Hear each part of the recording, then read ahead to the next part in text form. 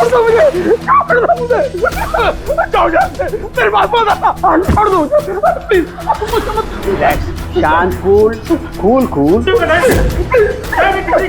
मत मारो। इंजेक्शन गई था। फास्ट, कम कम फास्ट।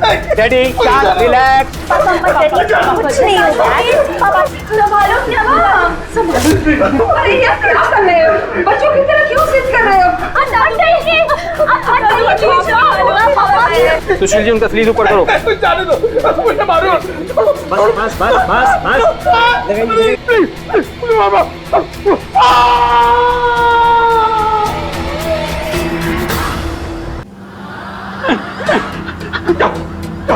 दूर हटो, हटो यहाँ से, पास नहीं आना मेरे। हटो, मुझे मारो, मुझे मारो, प्लीज,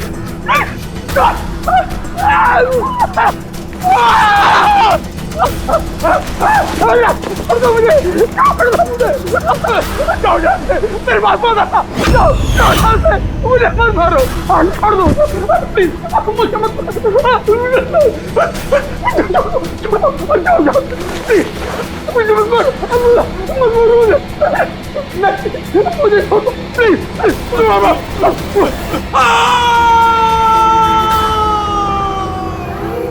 छोड़ दो मुझे, मारो मत मुझे।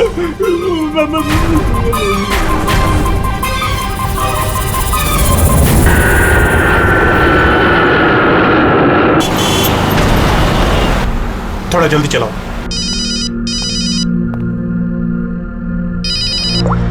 हेलो, इसवी प्रद्युमन सर, एक खून हुआ है। खून हुआ? कौन बोल रहा है? शहर के मशहूर बिजनेसमैन जयंतीलाल जी का खून। जयंतीलाल जी का खून हुआ है? कौन बोल रहा है ये? देखिए सर, मैं कौन बोल रहा हूँ ये इंपॉर्टेंट नहीं है। इंपॉर्टेंट ये है कि सेठ जी का खून हुआ है और उनके घर वाले उनकी बॉडी को अंतिम संस्कार के लिए लेकर जा रहे हैं। देखिए सर, अगर बॉडी जल गई तो खूनी कभी नहीं पकड़ा जाएगा। अब देरी मत कीजिए प्लीज, जल्द से जल्द जाकर बॉडी जलाने से रोकिए। हेलो, आप कहां से बोल रहे हैं? कौन है आप? Hello, damn it.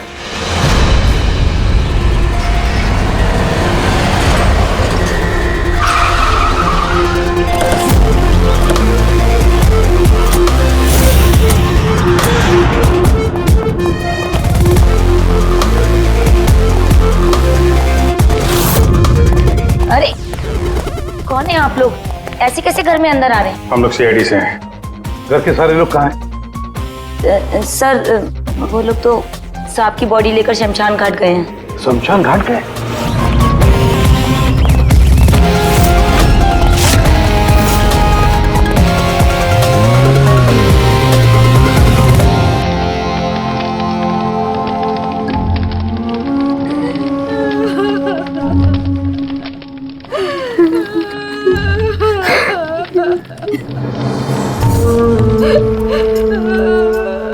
क्या बताऊं मैं, यकीन नहीं हो रहा कि जयंती भाई अब हमारे बीच नहीं है।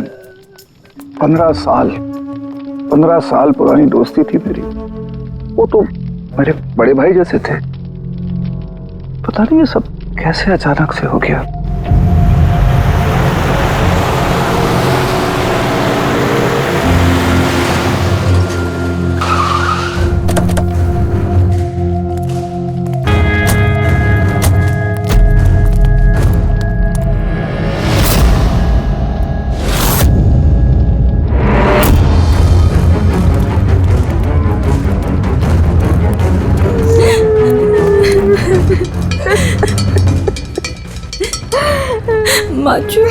एक्सक्यूज मी,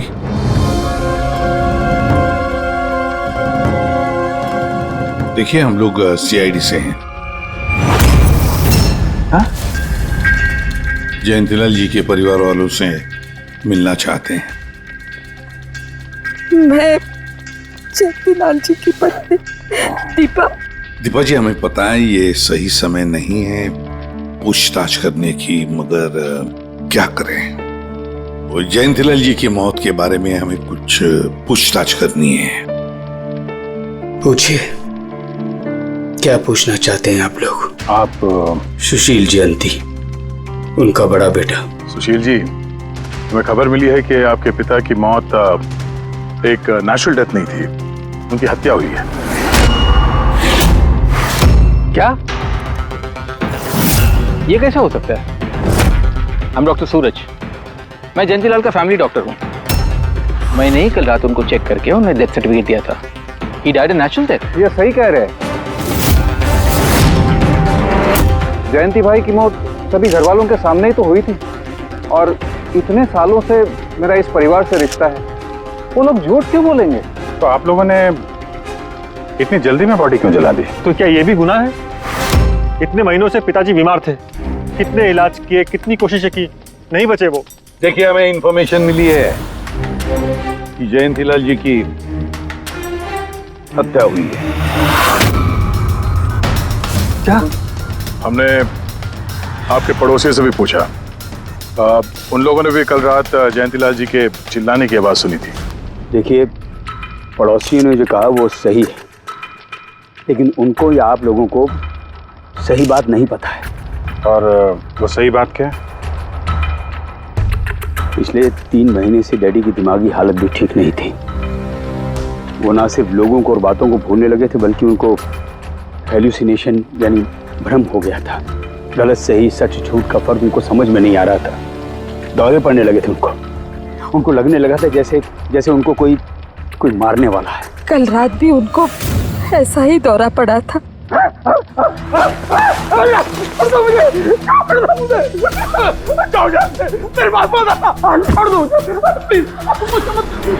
शांत, कूल। इंजेक्शन गई था। फास्ट, कम, फास्ट। डैडी, शांत, रिलैक्स। कुछ नहीं होगा। संभालो क्या अरे ये क्या कर रहे हो? बच्चों की तरह क्यों जिद कर रहे हो? सुशील जी, उनका स्लीव ऊपर करो। जाने दो, मुझे मारो। बस।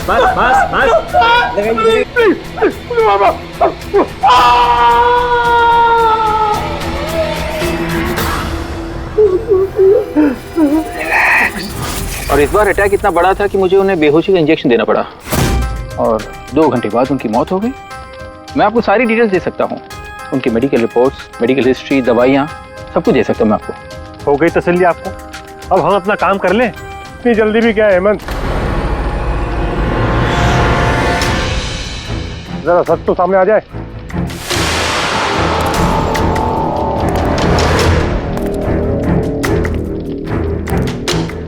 आप सर, मेरा नाम मोहन है, मैं जयंतीलाल जी का वकील।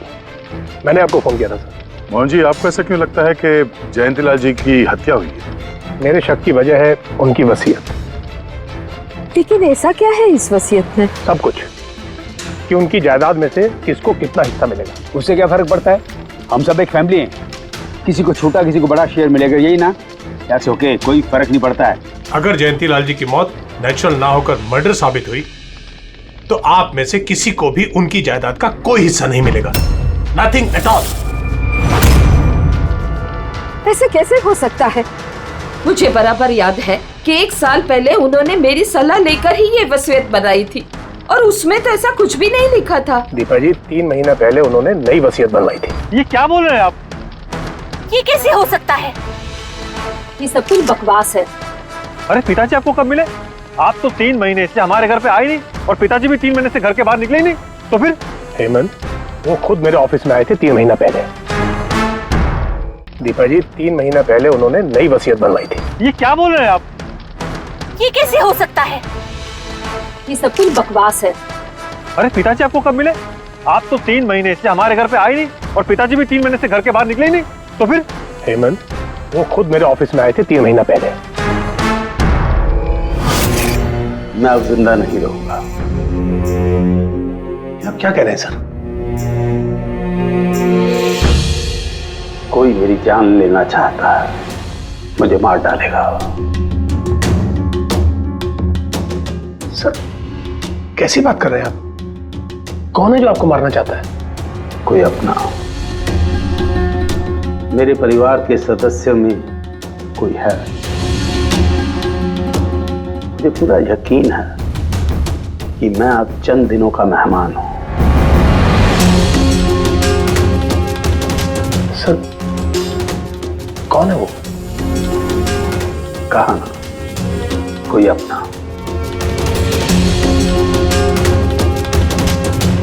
क्या सोच रहे हो?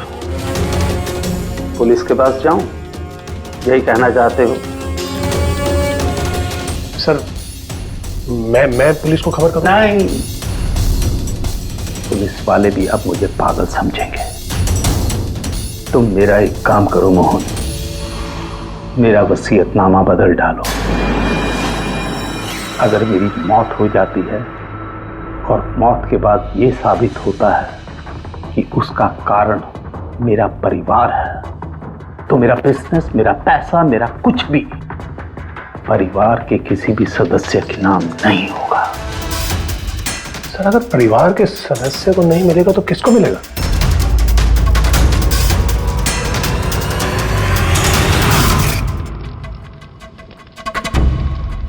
हमें नहीं तो किसे मोहन? जायदाद किसको मिलेगी? सर सीआईडी को।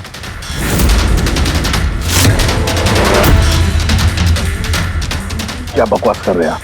जी सर, अगर जयंतीलाल जी की मौत हत्या साबित होती है तो उनकी सारी जायदाद जो कि लगभग 5,000 करोड़ है वो सीआईडी को और पुलिस वेलफेयर डिपार्टमेंट को मिलेगी। ये क्या मजाक कर रहे हैं आप? ऐसा कैसे हो सकता है? हो सकता है अगर उनकी मौत हत्या साबित हुई तो। लेकिन उनकी तो हत्या हुई नहीं, हम वहीं तो थे। जो कुछ भी हुआ हमारे सामने हुआ है। उनकी हत्या हुई है या नहीं वो हम पता लगा लेंगे। अरे आप कैसे पता लगाएंगे? बॉडी तो है ही नहीं। बॉडी जल चुकी तो क्या हुआ, राख तो है। जब तक ये केस सुलझती नहीं तब तक जयंतीलाल जी की राख हमारी कस्टडी में रहेगी। अरे लेकिन सॉरी मैम।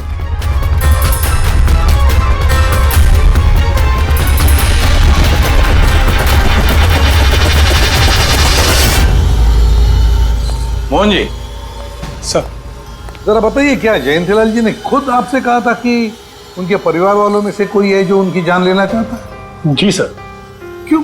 सर वजह तो पता नहीं, लेकिन उनको लगता था कि उनके घर वाले पैसों के लिए उनकी जान लेना चाहते हैं सर। बेटों से वो खुश भी नहीं थे। वो चाहते थे कि हेमंत और सुशील उनके साथ बिजनेस में हाथ बटाएं, उनके साथ बिजनेस करें, लेकिन ऐसा हुआ नहीं सर। ऐसा क्या हुआ? सर दोनों ने अपना अलग अलग बिजनेस शुरू किया, लेकिन उसे भी चला नहीं पाए। और हेमंत सर, वो तो एक नंबर का अय्याश निकला। उसने सेठ जी के सारे पैसे उड़ा दिए। सर बाप बेटे में हमेशा खटर पटर चलती रहती थी, कभी बनी नहीं बाप बेटे में। बनती नहीं थी, मगर हम बाप बेटे तो थे। मुझे पैसों की बहुत जरूरत थी, लेकिन इसका ये मतलब थोड़ी है कि मैं अपने पिता को ही मार दूंगा। मार भी सकते हो। आखिरकार दुनिया में आधे से ज्यादा गुनाह तो पैसों के लिए ही होते हैं। फिर तो सुशील भैया की वजह मुझसे बड़ी थी। उनका पिछला बिजनेस उन्होंने घाटे में बंद किया और अभी जो है वो नुकसान में चल रहा है। सर मार्केट का बहुत पैसा है उनके ऊपर, और डैडी भी इस बार सुशील भैया की मदद करने के लिए रेडी नहीं थे। सर मैं मानता हूं कि डैडी नाराज थे, नहीं दे रहे थे मुझे पैसे, पर मुझे ये भी पता है कि वो मुझे और मेरे परिवार को मरने के लिए नहीं छोड़ सकते थे। खून में उनका। खून तो हो, इसीलिए पैसों के लिए अपनों का ही खून बहा दिया। सर एक आइडिया है। क्या है कि अब जो हुआ सो हुआ, उसको बदला तो नहीं जा सकता ना, लेकिन इस सिचुएशन से अपना फायदा जरूर निकाल सकते हैं। क्या मतलब? वो सर आप ये मामला सुलझा दीजिए। मान लीजिए कि नेचुरल डेथ थी, अब वसीयत के हिसाब से पैसे सीआईडी और मुंबई पुलिस की जगह हमें मिलेंगे, जो उसके असली हकदार हैं। नहीं, आप लोगों का जो नुकसान हुआ होगा वो हम आपस में समझ लेंगे ना।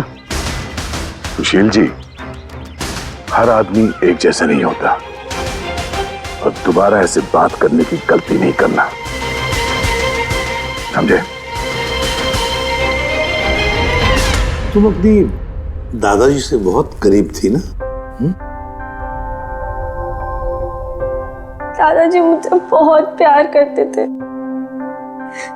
हम दोनों बेस्ट फ्रेंड्स के जैसे थे, एक दूसरे से सारी बातें शेयर करते थे। कभी दादाजी ने तुमसे ये कहा था कि कि उनकी जान को खतरा है, कोई उन्हें मारना चाहता है, ऐसे कभी कुछ कहा था उन्होंने? उन्हें हर किसी से डर लगता था। दादाजी सिर्फ मेरे पे विश्वास करते थे, बाकी उन्हें सबसे डर लगता था। तो उन्हें लगता था कि कोई उन्हें मार देगा।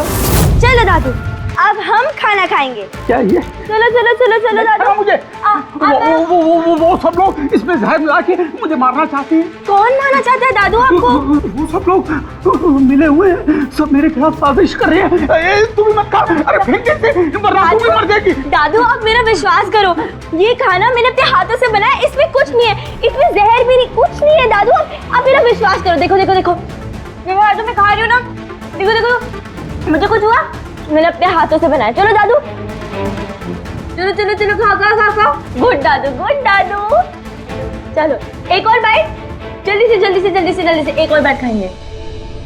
अच्छा है ना दादू?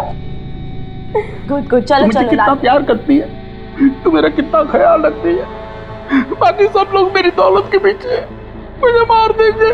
दादू आपको कुछ नहीं होगा, आपका बहादुर बच्चा है ना इधर, मैं आपको कुछ नहीं होने दूंगी। देखो, अब तुम घर जाओ, जाओ, और देखो किसी भी चीज की जरूरत पड़े तो मुझे फोन करना, ठीक है? जाओ।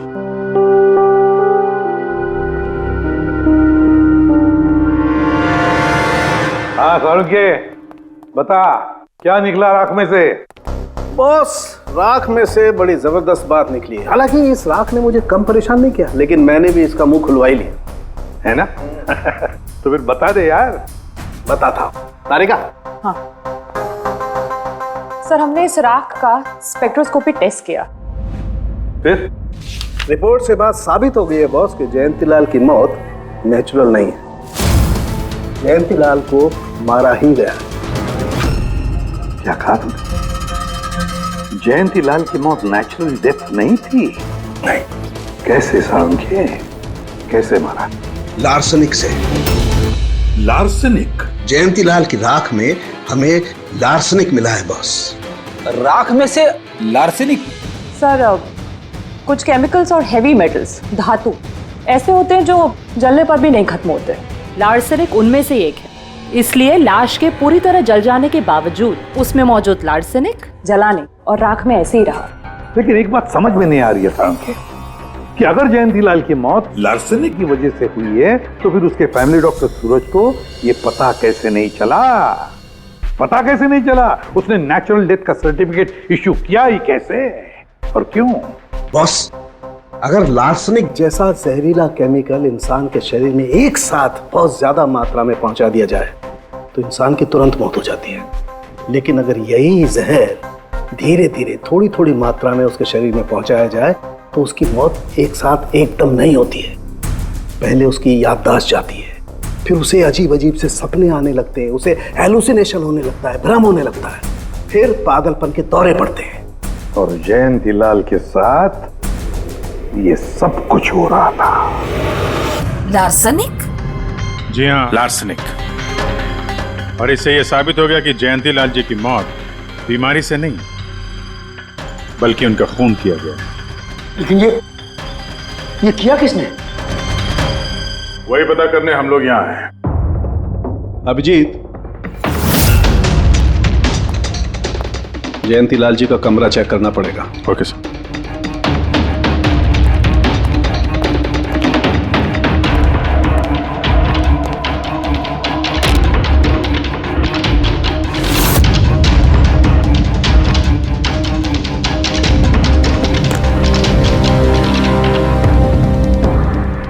हम पे शक कर रहे हैं? आपने ऐसे सोच भी कैसे लिया कि हम लोगों में से कोई ऐसी घिनौनी हरकत कर सकता है? ऐसा कुछ नहीं है माँ, ये सब इनकी चाल है। डैडी की प्रॉपर्टी इन्हें मिल जाए इसके लिए मनगढ़ंत कहानी बना रहे हैं ये लोग। बकवास मत करिए सुशील जी, दोबारा ऐसा बोला ना अंदर डाल दूंगा।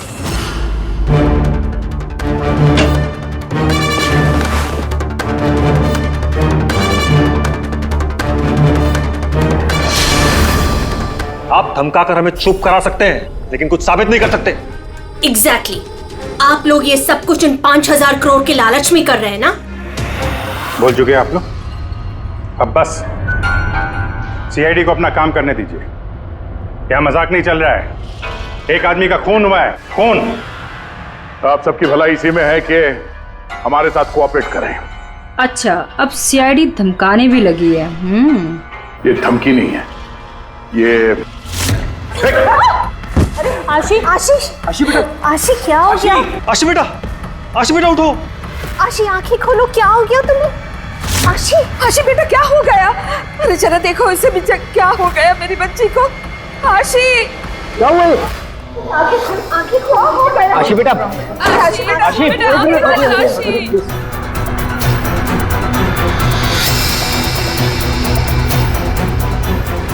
क्या हो गया आशी? आशी इसे हॉस्पिटल ले जाना पड़ेगा फौरन। हाँ पंकज, क्या? माय गॉड, ये अच्छा ठीक है। क्या हुआ? ये डॉक्टर सूरज ने आशी के कुछ टेस्ट किए थे, पता चला कि उसके खून में भी लार्सेनिक है। लेकिन सर, लार्सेनिक आशी के खून में पहुंचा कैसे होगा? सर ऐसी कोई कॉमन चीज जो जयंती लाल जी और आशी दोनों के कांटेक्ट में आई हो? खाना। अब आशी ने बताया था ना कि कुछ दिनों से जयंती लाल जी का खाना वो खुद टेस्ट कर रही थी। नहीं बस खाना नहीं, ये कुछ और है। ये सालों के साथ ये आपको कैसे पता चला? बताता हूं, बस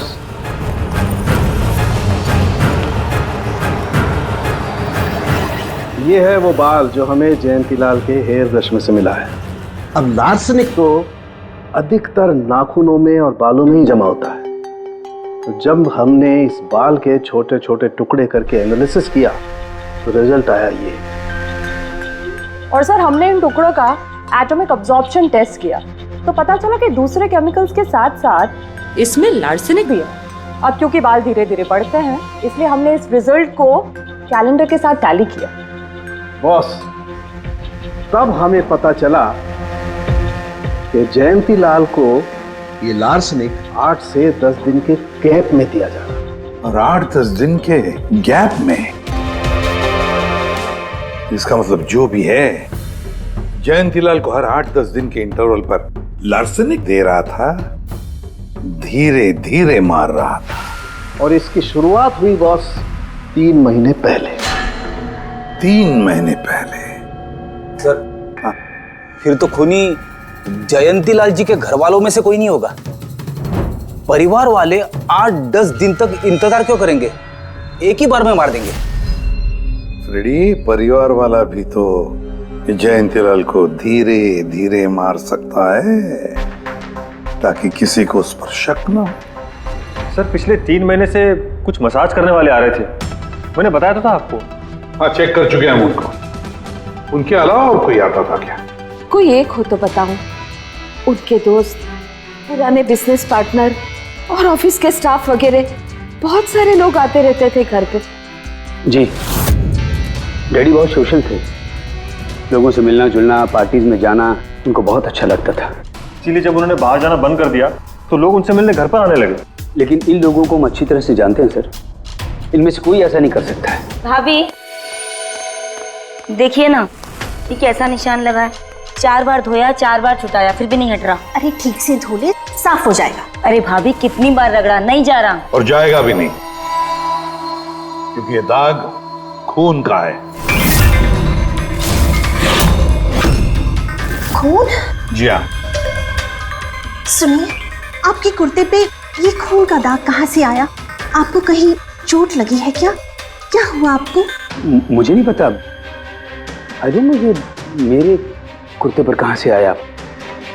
मैं खुद हैरान हुआ था कल जब मैंने इसे देखा। तो कल लगी आपको ये चोट? नहीं, मुझे कोई चोट नहीं लगी। हाँ, जब मैं कल लोगों से मिल रहा था तब ये खून का दाग लगा मुझे।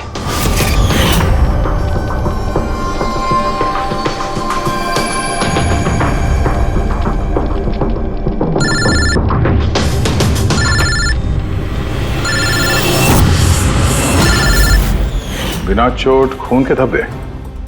अजीब बात है। वही तो। और कुछ हुआ था कल? कोई खास बात? नहीं सर, और कोई खास बात नहीं। साहब एक बात अजीब हुई थी। क्या? कल सुबह मुझे गार्डन में कांच के कुछ टूटे हुए टुकड़े मिले थे। कांच के टूटे हुए टुकड़े? तो फिर? साहब उन टुकड़ों में खून लगा हुआ था। क्या? कांच के टुकड़ों में खून लगा हुआ था? जी। कहाँ पर है वो? अब वो तो मैंने कचरे के डिब्बे में डाल दी। इस कुर्ते पे खून, कांच के टुकड़े पे खून। कहाँ देखे थे वो कांच के टुकड़े तूने? ये देखिए, यहाँ पर मिले थे मुझे कांच के टुकड़े। यहाँ पर? जी।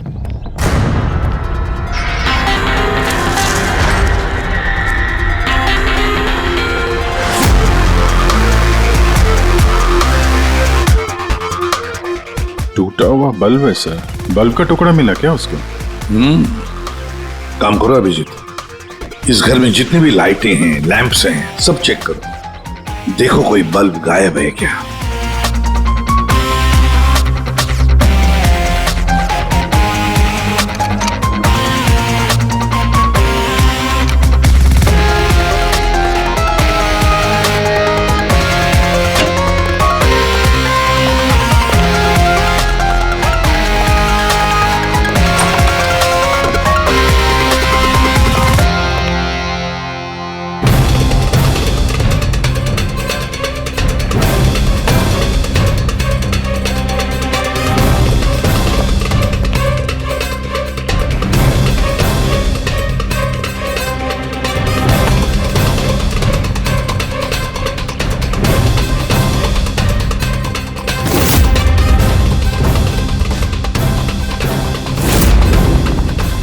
सर, सब जगह देख लिया, कांच का टूटा हुआ सामान कहीं पे भी नहीं है।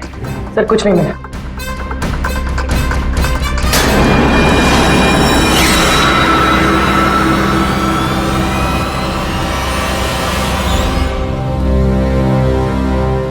सर! अभिजीत, ये सही, ये देखिए, यहां का बल्ब गायब है।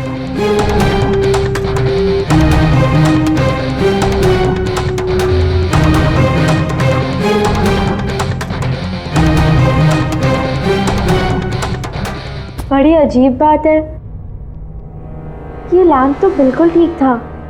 मैं और दादू इस लैम्प के नीचे काम भी किया करते थे। और जिस तरह दादू की मौत हुई तब भी ये लैम्प ठीक था, इसमें बल्ब था और ऑन था।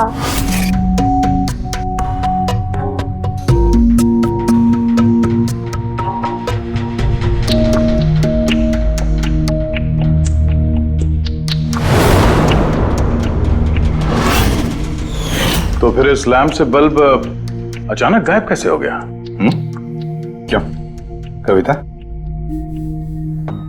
नहीं साहब, मुझे कुछ नहीं मालूम। ये बल्ब कैसे गायब हुआ, किसने निकाला, मैं कुछ नहीं जानती। लेकिन सर, ये बल्ब कोई गायब करेगा क्यों? सर, इस बल्ब का और इस लैम्प का कुछ ना कुछ तो लेना देना है इस केस में।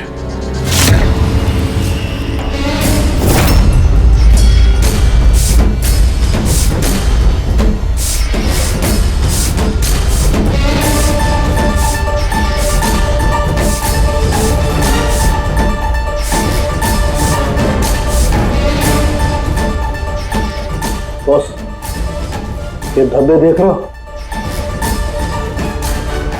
ये धब्बे लार्सनिक के हैं। लेकिन ये लार्सनिक के धब्बे पूरे लैंप पर कैसे है? बॉस, हुआ ये होगा, खूनी जयंतीलाल जी के घर पे आता होगा हर 8 या 10 दिन में। नमस्ते साहब। साहब ऊपर है अपने कमरे में।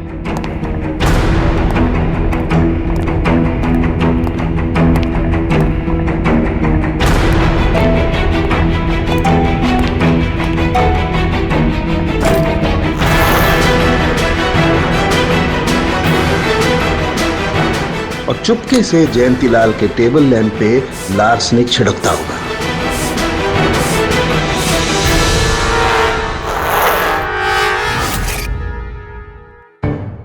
शायद जयंतीलाल जी हमेशा इस टेबल पर बैठ करके काम किया करते थे।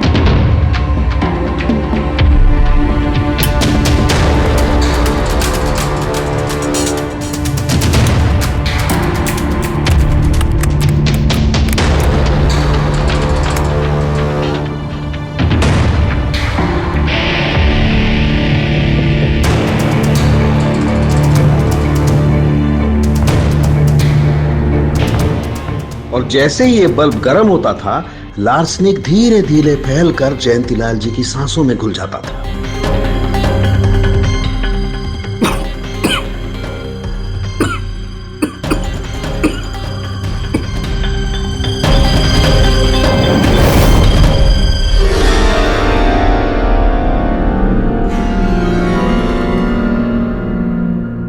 सालू के साथ आशी को लार्सेनिक का इतना असर क्यों नहीं हुआ?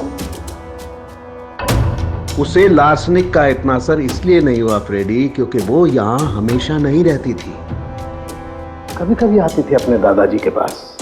यार ये जो भी कोई है, इस जयंतीलाल के और घर वालों के करीब का ही कोई है, इसलिए वो जयंतीलाल की मौत के वक्त यहां मौजूद था और मौत होने के बाद में सबूत मिटाने के लिए उसने उस लैंप में से वो बल्ब निकालकर अपने जेब में रख दिया होगा और फिर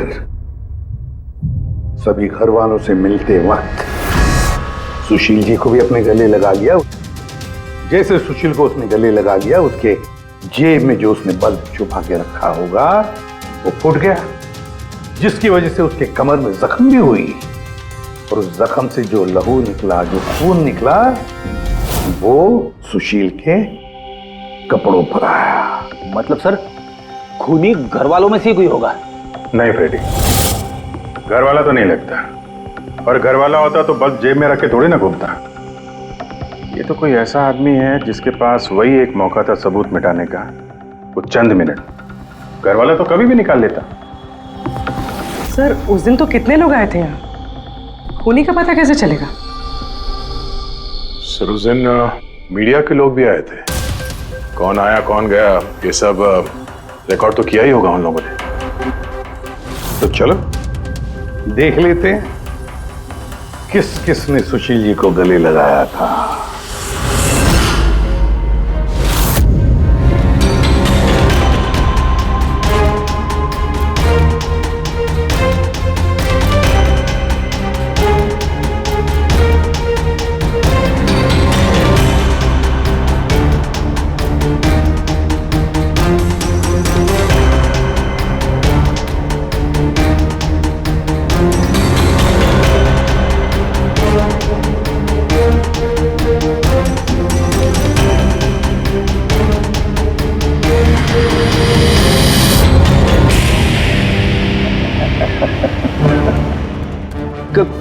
क्या हुआ सर? खूनी का पता चल गया? हाँ फ्रेडी, खूनी मिल गया। कौन है? फ्रेडी, इस आदमी की पूरी कुंडली निकालो, पता लगाओ पिछले 3 महीनों में ये कहां कहां गया था, किस किस से मिला था, क्या क्या किया है इसने, सब कुछ।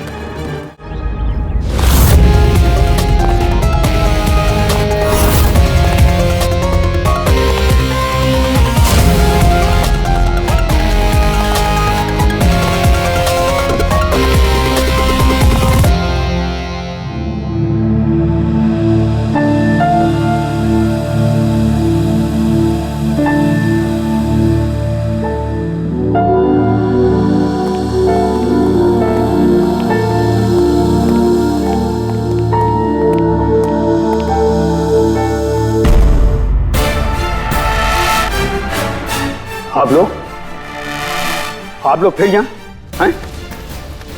खूनी का तो पता चला नहीं होगा, कुछ छानबीन रहेगी होगी। नहीं नहीं सुशील जी, कोई छानबीन नहीं बची है। खूनी का पता चल गया है और खूनी अभी इसी वक्त यहां हम सब के बीच मौजूद है। क्या? कौन है वो?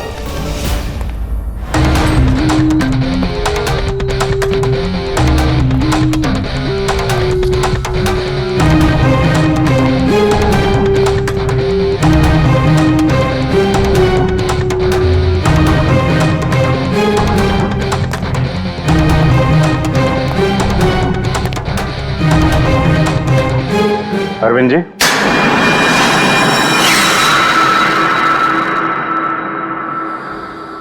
जरा उठेंगे आप? मैंने क्या किया? अरविंद जी, आपने क्या किया इसका तो पता हमने लगा ही लिया है। बस अब आपके कारनामे हम आप ही के मुंह से सुनना चाहते हैं। क्या बकवास है ये? आप मुझ पर इल्जाम लगा रहे हैं। आपको क्या लगता है कि मैंने जयंती को मारा?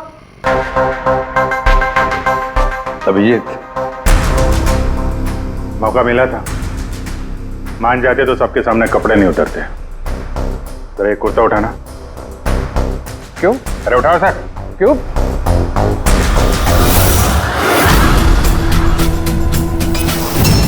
क्या है ये?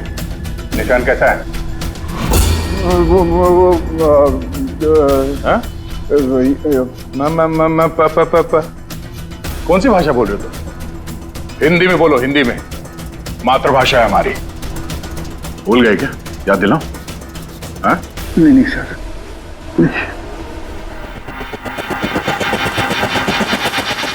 बताता हूँ।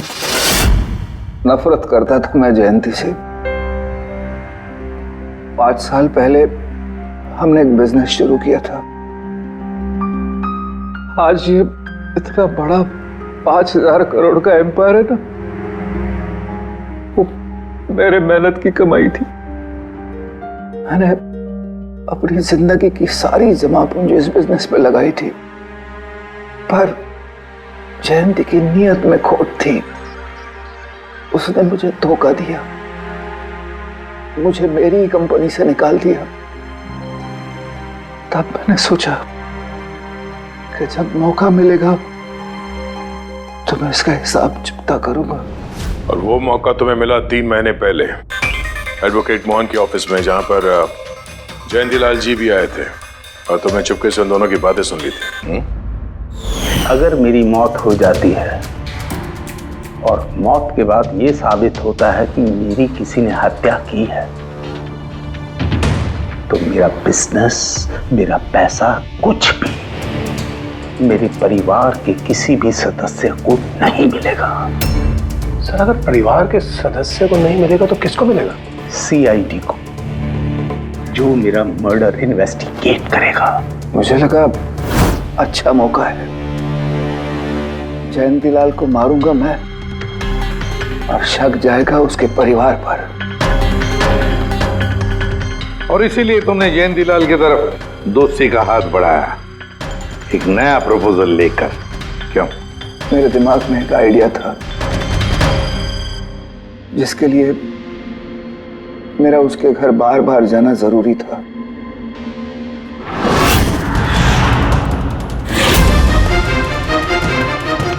साहब ऊपर है अपने कमरे में।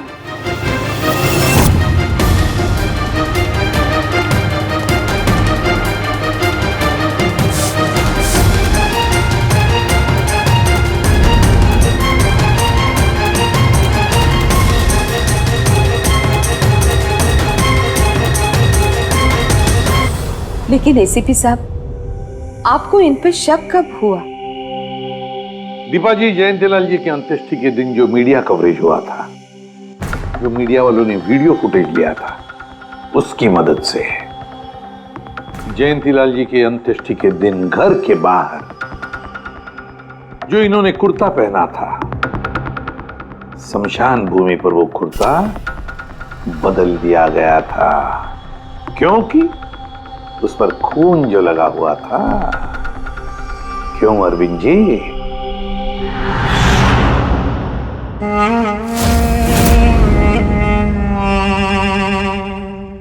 अरविंद जी, बदले की आग में तुमने जयंतीलाल का खून कर दिया। क्या मिला तुम्हें? कैसा सुख मिला? गलत किया तुमने, गलत किया। Ready?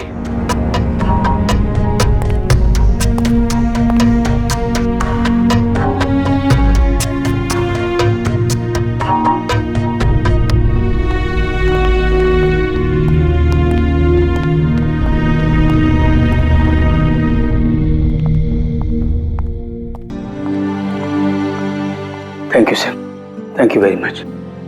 And we are sorry, हम लोगों ने आपको काफी बुरा भला कहा। नहीं, दरअसल हमें लगा कि पैसों के चक्कर में आप हम परिवार वालों को इस केस में कल्प्रिट बनाने की कोशिश कर रहे हैं। नहीं नहीं, कोई बात नहीं। एसीपी साहब, मैं मेरे पति की अंतिम इच्छा पूरी करना चाहती हूँ। सीआईडी और पुलिस वेलफेयर फंड में मैं डेफिनेटली डोनेट करूंगी। Thank you very much, thank you. Thank you so much sir कि आपने मेरे दादू को इंसाफ दिलाया। God bless you.